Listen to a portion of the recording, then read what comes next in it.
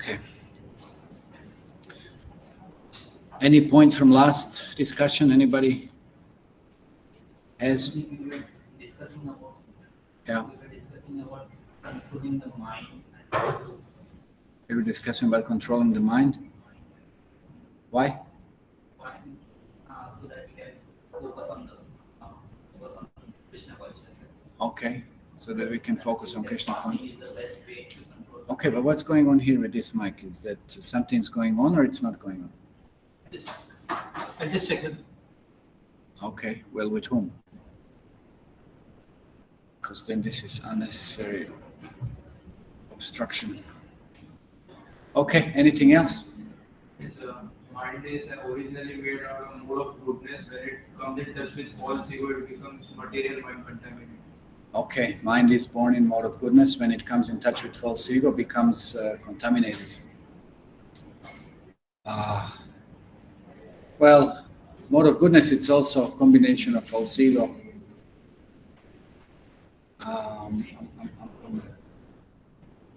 There is also some portion of false ego. So that means when there is more false ego, then there is more of the lower modes involved. Okay, anything else? Impressions set in our mind because of activity.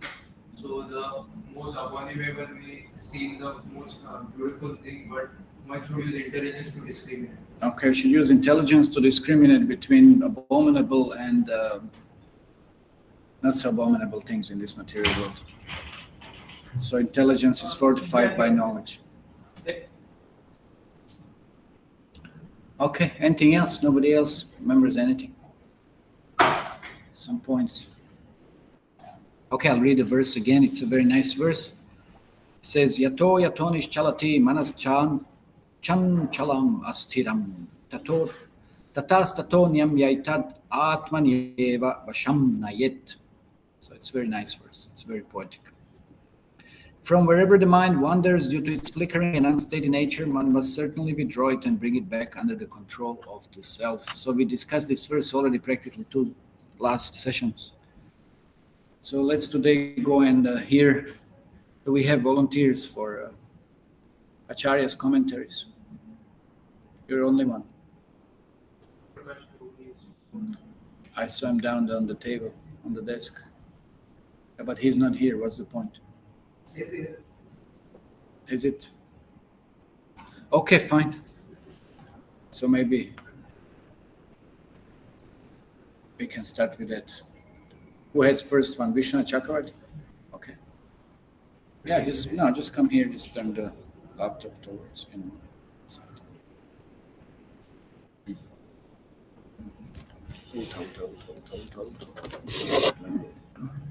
now the whole wiring. Keep it here. Okay.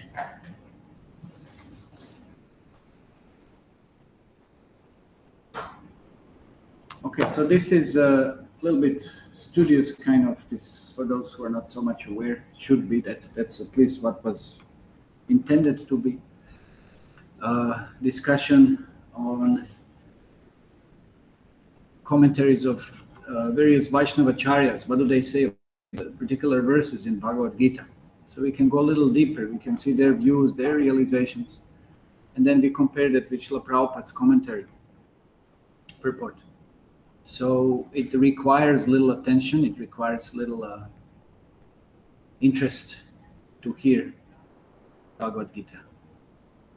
It's not maybe necessarily overly entertaining, but it's very deep philosophically, and it's that's what will help us. Okay, so can you give a summary, or you want to just? It's not a good idea just to read through it. No, you can give the essential summary. So I'm giving a commentary, commenting on Shri Vishwanath Chakravarti Thakur commentary. So basically what he has said is our mind is not pure because there are many impressions formed in our mind because of living in a materialistic way in this lifetime and many lifetimes of past.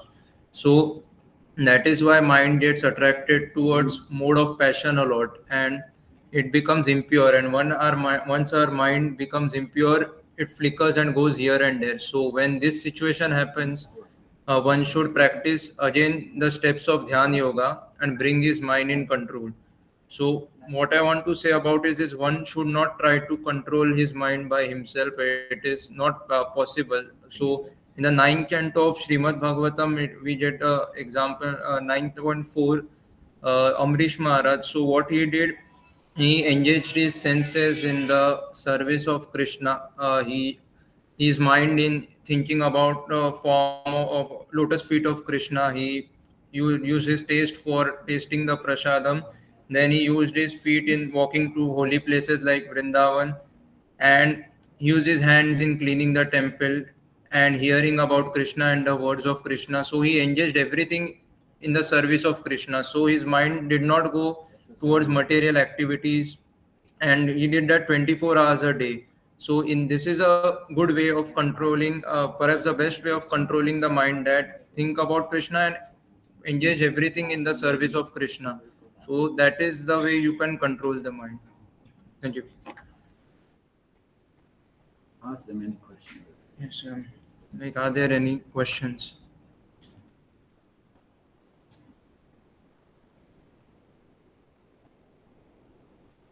It seems no questions. Does anyone have any questions? Okay, what did anyone get from this? I didn't get anything because I was distracted. You shouldn't have been distracted by my distraction. Huh? What did anyone get? Anyone remembers anything what he says? At least I remember something. Please. Nothing, nobody. But then what was the point? Huh? Something. Remember something? What was here? That while living in the material world, mind is not pure because it has many impressions of materialistic things. Okay. Chalo, do it again. Do it again. Yeah, do it again. Nobody remembers anything. What's the use? Okay, please, little attention now. Try to, absorb something. Okay, so asked to give the commentary again. So what Shri Vishwanath Chakra. Little briefer somewhere. Okay, so in this commentary, our mind is not pure because we have lived in a materialistic way, not spiritual way, in this lifetime and in the lifetimes of past also. So many wrong impressions are formed in our mind. So because of that, our mind likes the mode of passion more, and once it gets in the mode of passion, flickers here and there, does not let us concentrate. So Vishwanath Chakravarti Thakur said, when this happens, you should focus or do all the steps of Dhyan Yoga again and bring mind in control. So what I want to say is one should not by himself try to control the mind. It is not possible to control you mind. want to say or he say? No. After I gave a summary and then what I think. Okay. So one sees in the ninth canto of Srimad Bhagavatam that Amrish Maharaj, what he did to control the mind, he put all his senses, engaged all his senses in service of Krishna. He used his feet to walking in holy places like Vrindavan, used his smell to smell the tulsi leaf offered to Krishna, then used his tongue to taste the prasadam, hands in cleansing the temple. So he put every sense in service of Krishna, and he did this for 24 hours a day. So that helped him control the mind. Mind did not go towards material desires or anything. So that that is the best way perhaps to control the mind, that engage everything in service of Krishna and let Krishna control the mind. So that is the way to control the mind. Okay, Jai. Vivek, you next. Oh, okay. You have.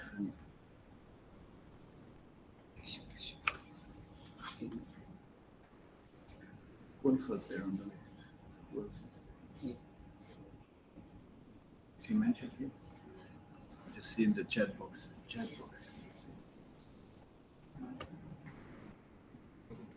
Deepak Bhatt, absent.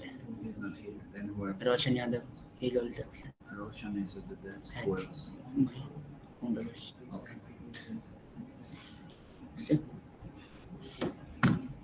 So giving commentary on Keshav Kashmiri's. So he's writing that a question may be raised that if the control mind becomes suddenly temptatious and restless, what should be done? Lord Krishna answered this question here. The mind must be immediately rescued back from whatever sense object that caused the mind to deviate, and this should be done again and again until the mind becomes fixed in the Atma or soul. So here it is said that Keshav Kashmiri is writing that if sometimes our mind that attracted to something abominable that is not good for our spiritual life, so how to bring that mind return? That is answered by Lord Krishna here. Just like example of a tortoise is there. If we say tortoise, then wherever there is a favorable condition, the tortoise takes out its limbs outsideward. And sometimes when someone is about to put his leg on the tortoise, then he put his limbs outside. Similarly, a devotee has to be like this only. If there are some favorable condition that where the chanting of the Wait. Somebody puts the leg on tortoise. Tortoise will put legs. No, he will inside take its limbs insideward, outside only. Okay, but when it will take limbs outside? When there is a favorable condition, there were no one. Right? Okay.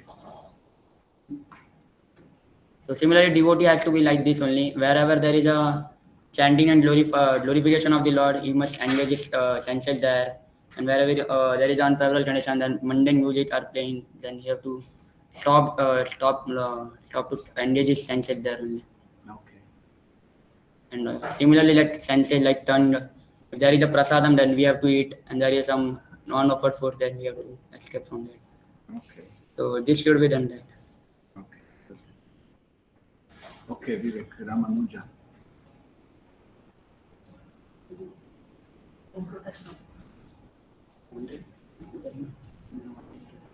Sridhar or Ramanuja? Sridhar Swami or Ramanuja?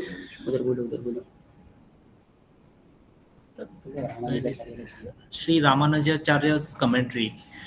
Wherever the mind, on account of its fickle and unsteady nature, wanders because of its productivity to sense objects, he should, subduing the mind everywhere with effort, bring it under the control in order to remain in the self alone by contemplating on the incomparable bliss therein. Here Ramanujacharya is trying to explain that mind gets attracted to very fickle things very easily. So that's why we should focus on the things which will keep us on a right track, so that we can advance in a spiritual life. Any questions? Yeah. Anyone else? Any questions?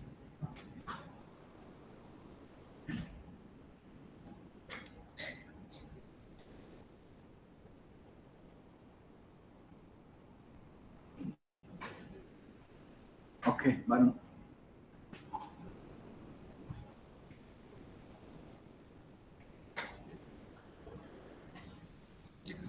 Sri Sridhar Swami's commentary. Now, Lord Krishna, a specific example that if the mind losing its equilibrium begins to waver due to the influence of rajas or passion, then the mind should be apprehended and brought securely under control, guided back to focus on the Atma or soul in a serene meditative state. So the conclusion is that whatever object tempts the unsteady mind to pursue it, from that very object one must withdraw the restless mind and steady solely in the eternal Atma. Any questions? Okay, what's the conclusion of this discussion? What is the most important thing? What you are getting by hearing this? Controlling the mind, Controlling the mind and then bringing it back to Krishna. bringing it back to Krishna. Okay. So at least that much we can remember, no? But then the whole process behind, how do we bring mind back? How do we, how do we first of all notice that mind has drifted away? How many times your mind has drifted away now? thinking about so many things and just, not being focused here. So that's why, in one sense, we can't stop that. We can't stop making mind drifting away, at least not in this stage where we are. But at least we should try to make it some conscious endeavor. Then when we notice that mind has drifted away, okay, let me bring it back. Let me come back here to this hall and let me try to hear something about Bhagavad Gita. Again, I'll remind you, there are 1,000 times more benefits of hearing Bhagavad Gita now, this month, than any other time. Why? Because it's Purushottama. Special mercy. So if nothing else, at least for that reason. But of course, benefit is there. So yes, mind will drift away. Okay, what is going on at home? What is going on here? What's going on? What happened at the job, at the college, this, that. So many things mind will present and try to drag us away from hearing Bhagavad Gita. But at least we should note it, bring it back. Hear Bhagavad Gita. Hear about this very mind that is giving us trouble, distracting us from Krishna. Okay, at least try this much today. That's the major lesson. Varman, you want to ask any more questions or something? No? Okay. Okay, so we'll just repeat again. We'll read Srila Prabhupada's purport as a conclusion again, just to get the final overall understanding of this verse.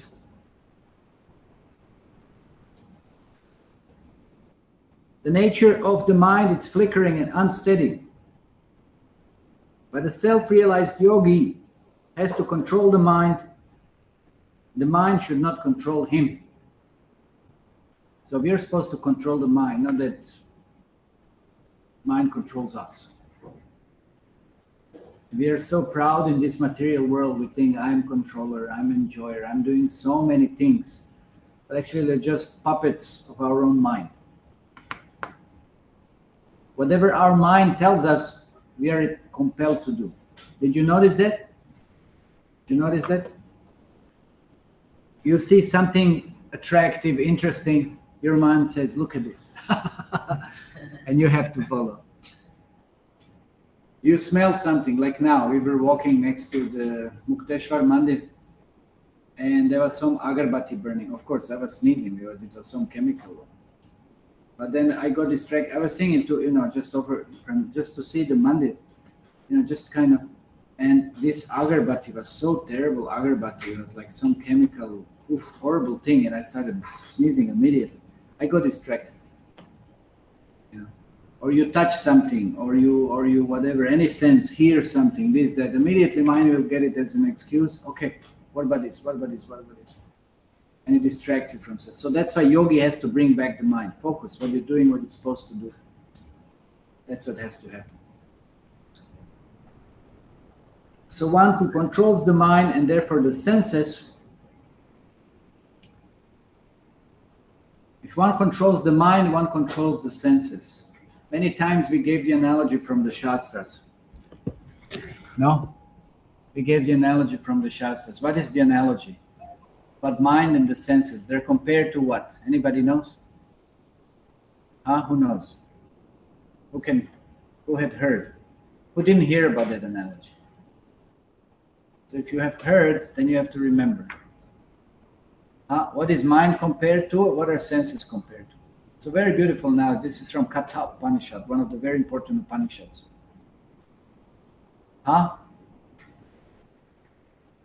Really? You don't know? Mind and senses are compared to what? No? Very important.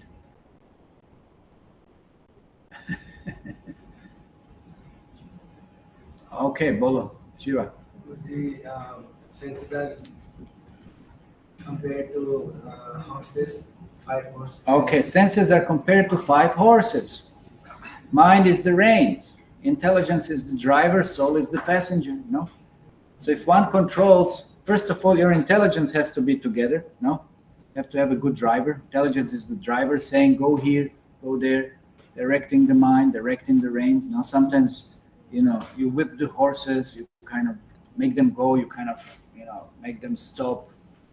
You kind of lose sometimes. whatever. You have to control. Intelligence is controlling, giving direction. And then the mind is there connecting all the senses. So if the mind is under control, then senses are under control. But intelligence has to be together. That's why we read, that's why we study Bhagavad Gita. That will give us buddhi. That will give us intelligence. That's also what we discussed. Okay. Ask them if it's audible. Yeah, it's audible, but they're asking to. Why? Why do you want to look at me? I can see so many others, you know. Okay.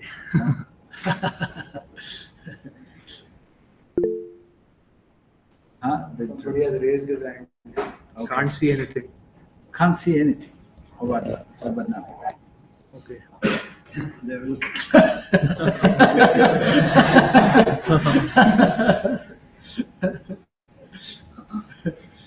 What do you have to see? This is a hearing process, no? What means darshana? Darshana means hearing. You see by hearing. No? That's darshana, sadarshana. Okay. So that's why one who controls the mind, it's called Godasa, the servant of the senses, controlled by the mind. Yes, one who is controlled. Okay, and one who controls the mind is called Goswami. A Goswami knows the standard of sense happiness. This is also a very important statement now. Goswami knows the standard of sense of happiness. Like, what is the happiness? Happiness comes from the senses. Who thinks the happiness comes from the seeing, hearing, touching, smelling? Who thinks like this? Okay. Anybody else? Happiness comes from what? From those things? Is that the only thing? Okay. What is the other? What other kind of happiness can be experienced? Yes. Hare Krishna, Hare Krishna. Yeah, but you're hearing. That's also. You're hearing Hare Krishna, Hare Krishna. We didn't deny that. Happiness comes from the senses. Senses interacting with sense objects. Of course, not really the sense object. You can't say Maha Mantra is a sense object. It's a transcendental vibration. But still, senses are involved. But can one be happy from within? Yes. Without hearing, without seeing, you just kind of close your eyes, you shut your ears, you don't touch anything, you don't smell anything. Can you be happy then also? Like internal happiness? That is there. And you come in contact with Super Soul, with Krishna, your senses are not involved. That's also possible. That is there. So that, of course, we can use also senses, like I said, we can use hearing process by hearing of Krishna. And then we can be happy in that. So therefore Goswami, one who is Goswami, he knows how to engage the senses. What was the example that was given? Senses used and senses not used. What was the example given by the acharyas we just heard? Which example has been given? Who remembers? Just a few minutes ago we heard that example. Very interesting example.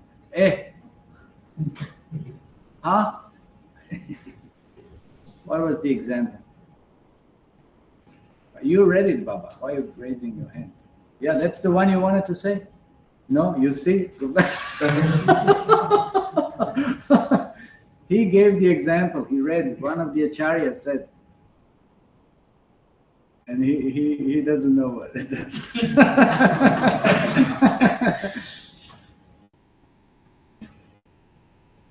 Nobody else?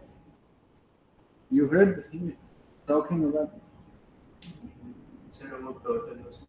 Yes, tortoise. Tortoise, kurma. It knows when to extend its limbs. It knows when to withdraw its limbs. So Goswami is that's the position of Goswami. He knows.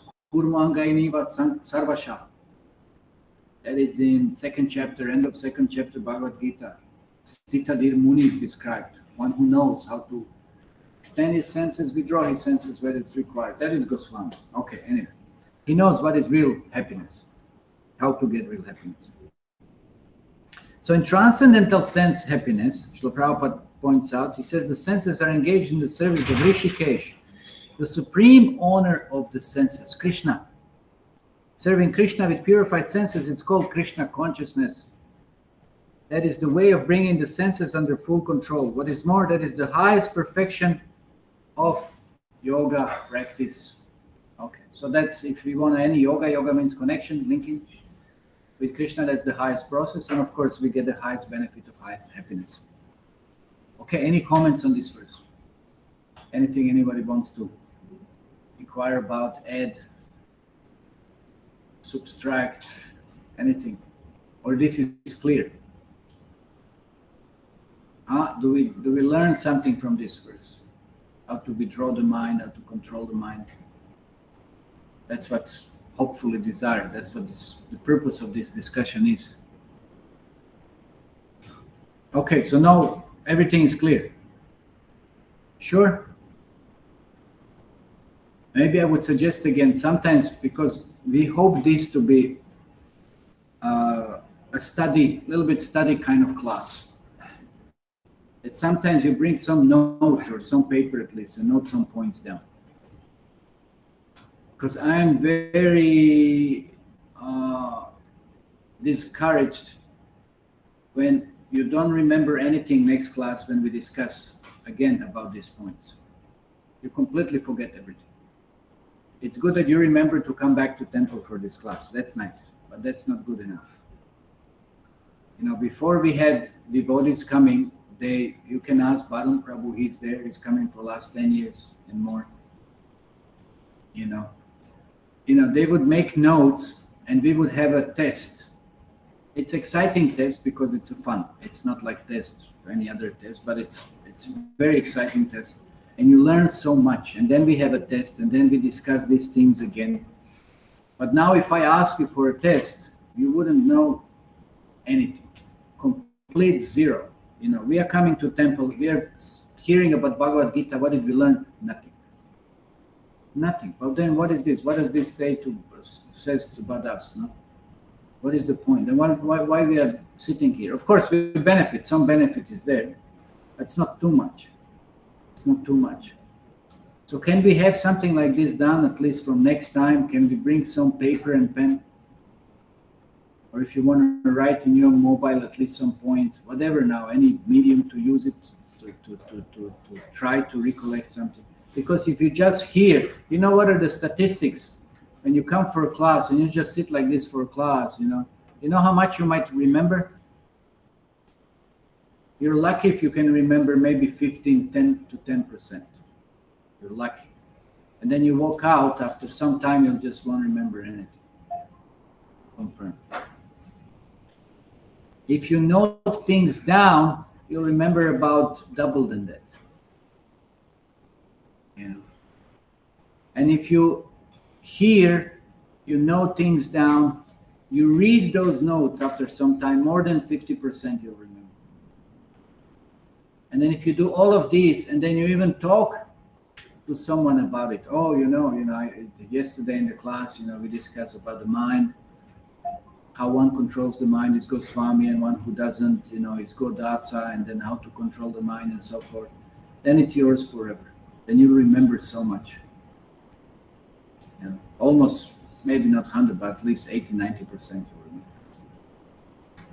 So why not making notes? I mean, you're going to college school, at least you did, or whatever. You were forced to make notes. Of course, whether you studied them afterwards or so, whatever happened with that, that's a different thing. But it is a process. It works. Because how can I give you tests? Then why we are having this class here? Just for what? Wasting time? You don't learn anything. And if you don't learn, how will you fight material energy? How will you save yourself from so much suffering? This world is suffering. Just go outside. I was just now outside. It's such a suffering. Such a suffering. People are working hard, to get some place to like here, all these bungalows and everything, you just walk around this area that's like towards, what's that, Narsi, what's that Narsi ground? What's it called? Jamna Jamna Bai Narsi, whatever. You know, and everybody, or you see people, how people are dressed, how people, you know, present themselves, so many things. Everybody's just trying to keep themselves and everybody else in illusion. Life is such a suffering. You just scratch a little bit beneath everybody. It's so troubled by so many things. So if you want to get out of that suffering, but then we have to have some knowledge. But if you don't learn anything from Bhagavad Gita, then how is that going to happen? Krishna is here to pull us out of this ocean of material misery, of this illusion where we are thinking we can be happy in this world. How are you going to be happy in the, how can you be happy in the ocean? You know, like ocean where there are so many sharks. Any moment somebody can bite you and pull you down and rip you off, and so many things can happen. They're not just sharks, there's so many other creatures that do the same thing, you know. And the ocean itself, its nature, it's just any moment can become turbulent and so dangerous. So then how can we be happy in this world? It's incredible illusion. So that's what Bhagavad Gita is all about. And that's what the mind is. Our mind is our greatest enemy. If you don't learn anything about the mind, how to deal with the mind, how to pull the senses, how to control the senses, but then how are we going to help ourselves? We're here to hopefully learn something, no? Really, what if I don't remember, last time when did we have a test? I was completely at some point, nobody wrote anything. I had to give Bhagavad Gita to everyone and everybody had to look in Bhagavad Gita to give some answer. Horrible, horrible. Yeah. Now if I give a test, let's say Dhyana Yoga, 6th chapter, and almost we're practicing, okay, still there is 47 verses. Yeah. Oh. What will anyone write? You have no idea what to write. So please, next time, at least bring some paper, something, note. Why not having a note for Bhagavad Gita? We have in ISKCON, we have Bhakti Shastri course. Bhakti Shastri course, it's studying Bhagavad Gita. It goes for like at least 3 months, but that's heavy study, you know, that's daily study for several hours. And then you graduate from that course, then you can teach Bhagavad Gita because you've learned Bhagavad Gita. And then you can apply, then you can benefit, and then you won't allow yourself, you won't be in illusion like so many people are in illusion. If you know Bhagavad Gita, you just know how to save yourself from that illusion. And even more so, how to connect yourself more to Krishna. So it's essential to learn something. That's why these classes are about. It's for our benefit. It's not an entertainment course. You can go on YouTube and see all kind of rubbish things on YouTube in the name of spiritual life, no problem. But you won't gain anything. You're supposed to learn something. You're supposed to benefit from hearing this Bhagavad Gita. Okay. Nothing else, some small requests like this. Making some noise.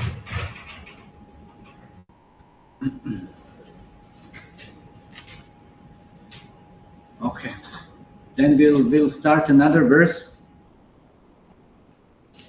We'll read the text 27. Let's see, it's a short one. Okay, I think we can complete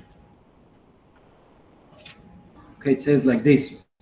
Prashanta manasam yenam yoginam sukham uttamam upaiti shanta rajasam brahma bhutam akalmasham. So translation and purport.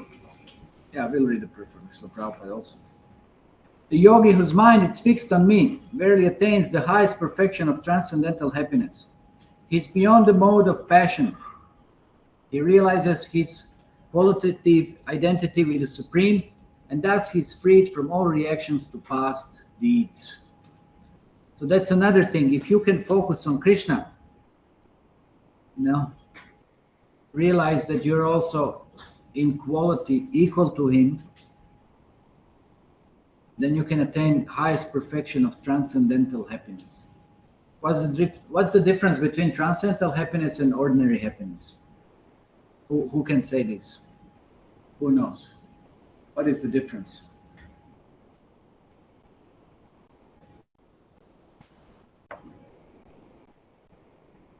goes beyond anything that we can imagine. Okay, it goes beyond, it's unimaginable. Ordinary happiness comes from material things. Okay. Yeah, like, but then what is the effect of that? How does that affect us? One is temporary and one is permanent. Okay, when it's temporary, when it's permanent. So spiritual or transcendental keeps on increasing. Okay, what else? What is your? No, yeah. Okay, Deepak, what was yours? Transcendental is permanent and it's eternal. Yeah, but they said that. And happiness gives pains later on.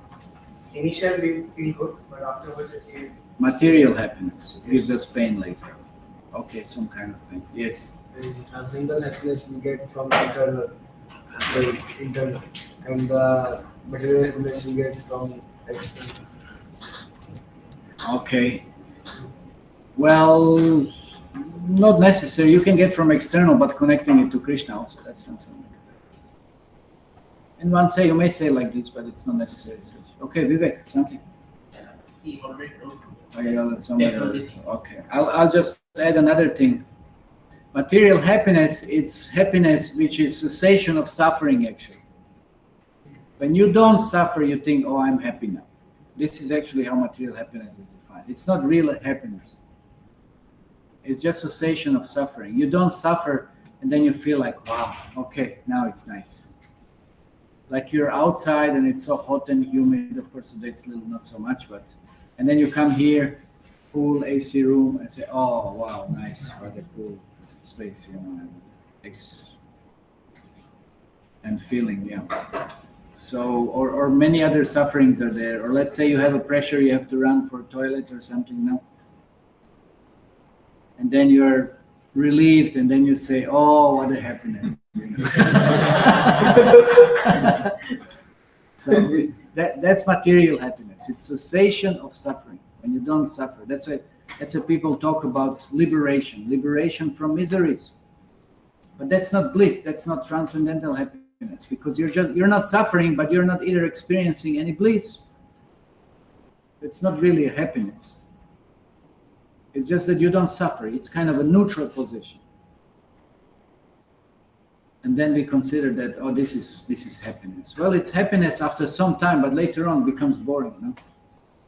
Like you enter here now, you don't even feel the AC is on or something. You just forget. It doesn't mean anything to you anymore because you're not experiencing suffering anymore. But it's not bliss. Is it being in AC blissful? What's so blissful about it? It's not blissful about it. There's no bliss there. The greatest bliss comes from, or happiness, transcendental happiness from exchanges, right? Interactions, relationships. And there is no greater one than with Krishna. So that's where transcendental happiness comes from.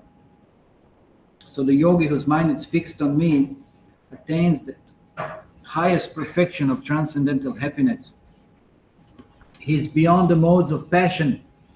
He realizes his qualitative identity with the Supreme, and thus he's freed from all reactions to the past. So one thing is that at least one should come to the mode of goodness. What are the qualities of mode of goodness? Anybody knows this? Of course, that will be discussed in the 14th chapter of Bhagavad Gita. Now we are on 6th, but still, you should know what to look for. What is, like nowadays people don't even know what is happiness. They don't know what is the standard of being happy. They don't know what kind of qualities one should look for or adjust for or create or somehow seek, whatever. They don't even know what is it. So what is mode of goodness? Any qualities? Yes? Intellectual class. What? Intellectual class. No. What are the qualities? Qualities. Yes. Cleanliness, mercy. He thinks about everyone, not to Selflessness. performs austerity. Some austerity, but blissful austerity, not something that is, yes, not a torture. Huh? Truthfulness. Truthfulness, okay. It's not so easy to be truthful even nowadays, no? Compassion, nice. Purity, it's kind of like cleanliness, but purity is internal. So At least that we should strive, we should hope for that. We should aim for that. Okay, so then you can expect happiness. That's why I said that happiness is gross sensual happiness is very short lasting. It's very short lasting. You know, what is gross sensual happiness? It's a gross sexual happiness. You know, that's considered the topmost, no? It's short lasting. What? Maybe a few minutes or something. That's all. If you want happiness in the mind, that's more subtle. That's much higher. That's much longer lasting. How much you can dream within your mind, right? It's much longer lasting. Actually, even gross sensual so-called happiness, it's actually just creation of the mind. Some kind of interaction of the senses is just very, very minimal. Or any kind of experience as such. And then even on intellectual level, happiness is much greater. Just imagine if you can have some taste to read some, let's say, I remember when I started reading Mahabharata, for example, I couldn't stop the book. I mean, I couldn't put the book down. Just reading and reading and reading. Wow, wow, wow, wow. Amazing, amazing, amazing, amazing. It was such a bliss. And you become completely oblivious of time, surrounding area. You're just trying to focus and read as much as possible. Just getting completely diving into it. So that intellectual happiness is much greater. Of course, that's even kind of also spiritual in a sense because it's connected. So what to speak of, you know, diving into something spiritual. Let's say you're in a very blissful kirtan. You go on for hours. Sometimes you forget about your body completely. Yeah. So this is why we talk about mode of goodness. It's far greater experience rather than, you know, just some animalistic so-called sensual enjoyments. You know. So yogi therefore should rise beyond the passion. And then there is hope to realize the supreme and then experience higher type of happiness. And then what is most important here, what is given in the purport, it says that he is freed from all reactions to past deeds. Why we suffer? We suffer because of bad karma. Whatever we did in the past, now we have to suffer. Body breaks down, something happens, you have to patch it up. Yeah. Or something in relationships happens that you didn't like. Or it's raining and giving so much trouble. Whatever kind of misery it's there, it's always there, pretty much. Pretty much. Every day there is something that gives us trouble, that is upsetting us. Like today I was upset. Somebody started drilling something. They were drilling something in the ashram. You know, like so much noise, so much unnecessary about it. Always something. Anyway, so whatever it is, our body sometimes gives the trouble, this ache, that something, so many things happen. Every day there is something, you can make a list. So therefore that suffering comes from bad karma. That suffering comes from bad karma.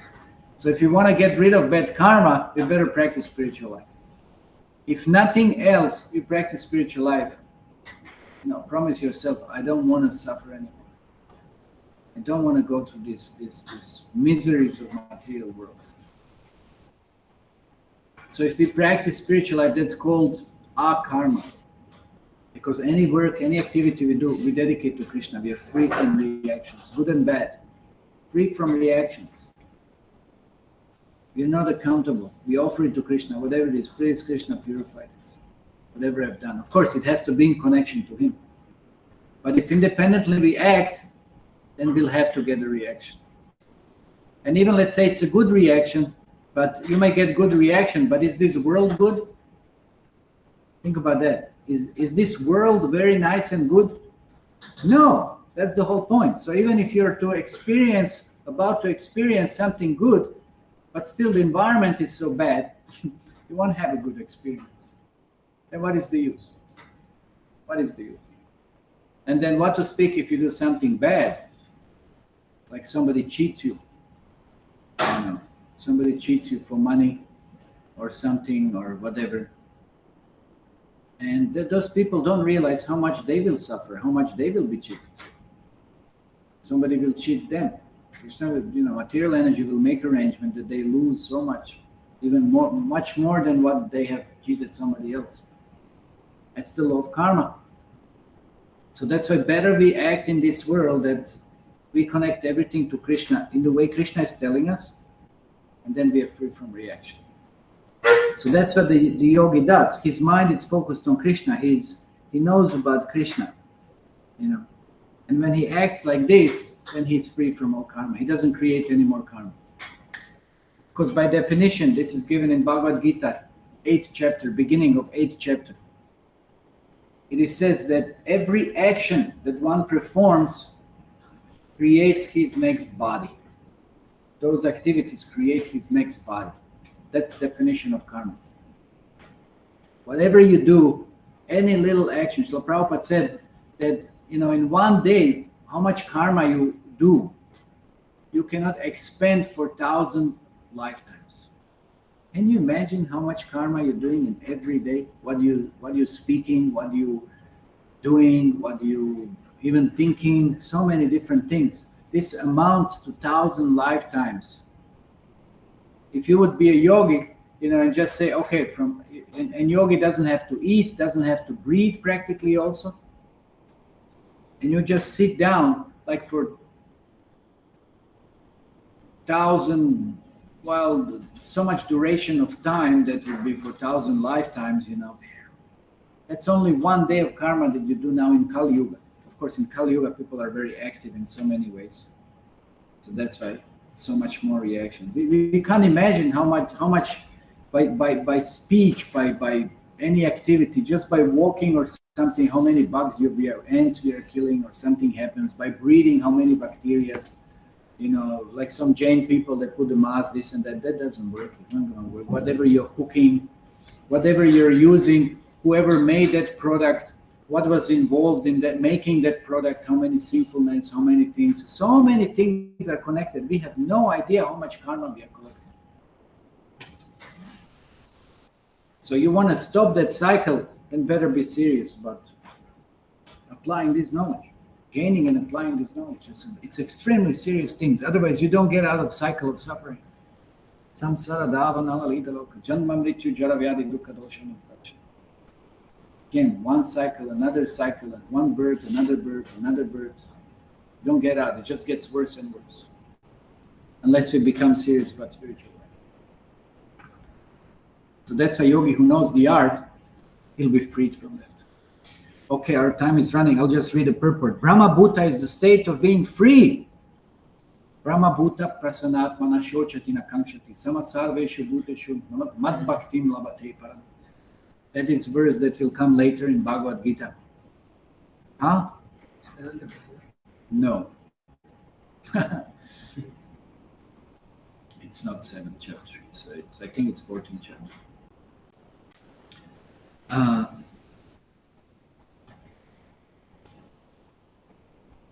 Or beyond that. Anyway, so Brahma Bhuta is the state. So what means Brahma Bhuta prasanatmana shochati? So one who doesn't lament, one who doesn't hanker. This is Brahma. Brahma Bhuta means platform of bhava.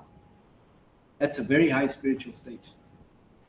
Can you imagine that you don't have any lamentation? No lamentation, no troubles of the body, no troubles of the environment, no troubles in relationship. Can you imagine that situation? That's Brahma Bhuta. So you don't lament, nothing to lament about. Today, how many times you have lamented? Something had happened, something this, that. Hi, anybody? Huh? Think about it. I'm sure something must have happened. Some lamentation must have. And I'm sure also today you have been hankering after something. Oh, I wish I get something, or I wish something happens, or something. Or maybe in the future I'm doing something, so in the future some more salary will come, or something. I don't know, whatever. Some hankering must have been there, no? So when you're free from that, that means you're so happy. That means you're in Brahma Bhuta stage. You just don't care about anything material. So if there's no hankering, there's no lamentation. That's Brahma Bhuta. and situated in transcendental service of the Lord. Mat bhaktim labate param. Okay, one cannot remain in the quality of Brahman, the Absolute, until one mind is fixed on the lotus feet of the Lord. So you can't come to that stage unless your mind is fixed on Krishna. If your mind is fixed on girls, it's not, that Brahma Bhuta will never happen. You have to fix your mind on Krishna. Savai mana Krishna pada aravindayo. To be always engaged in a transcendental loving service of the Lord, or to remain in Krishna consciousness, is to be factually liberated from the mode of passion and all material contamination. So we want some liberation. No more, like it said, that Apavarga verse, no more hard work, no more foaming, no more frustration, no more disappointment, no more fear, no more death. That should be our goal. That's liberation. And on top of that, Krishna's lotus feet. There's nothing more required. Okay, our time is over. Any final questions, comments? We'll discuss commentary next time. Anything?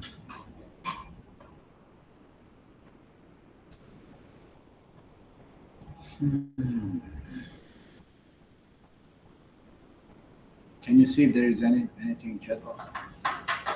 Yes. During initial stage, should we actually hanker a lot in spiritual life also? So how we should tackle this? Okay, initial stage we hanker in our spiritual life. Hanker for what? Not for Krishna. We ask something from Krishna. We ask something from Krishna, but so therefore we don't hanker for Krishna. We are hankering for material things, asking them from Krishna. Well, that's natural. That's natural. So it's still better to approach Krishna. Akamo sarva kamo vamoksha kamo daradi trivrena bhakti yogena yajata purusha param. Said whether you have no desire, or you have some desire, or you have all desires, whatever it is, it's still good you approach Krishna. Because by approaching Krishna, your purification, it starts. It's like Dhruva Maharaj, no? Dhruva Maharaj, he wanted the kingdom greater than his grandfather. Who was his grandfather? Who knows? Brahma. Without raising hand. So, Manu.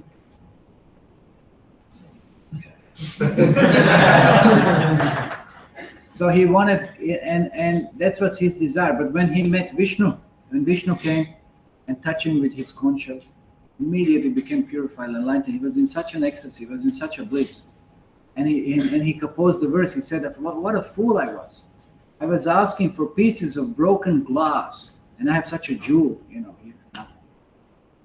So this is how, at least that's kind of some basic comparison of the sum total of material universe practically in comparison to Krishna. What is it? It's just pieces of broken glass. Nowadays you can say pieces, even glass is more valuable than plastic.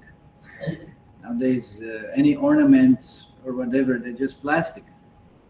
If you ask for broken pieces of plastic, what is that compared to some valuable jewel?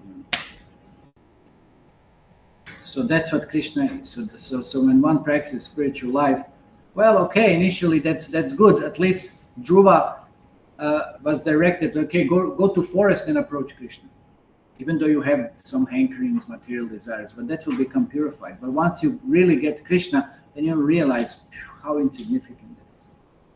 So it's a stage towards that kind of realization. Yeah.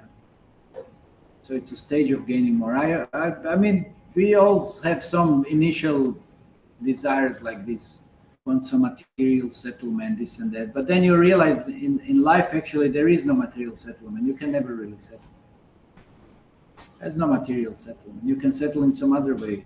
You can settle down and down and down and down and down. Settling down. You will never settle down. There's always some trouble, some disturbance, some problem, something, some disappointment again, some frustration. That's material life. Can't change that.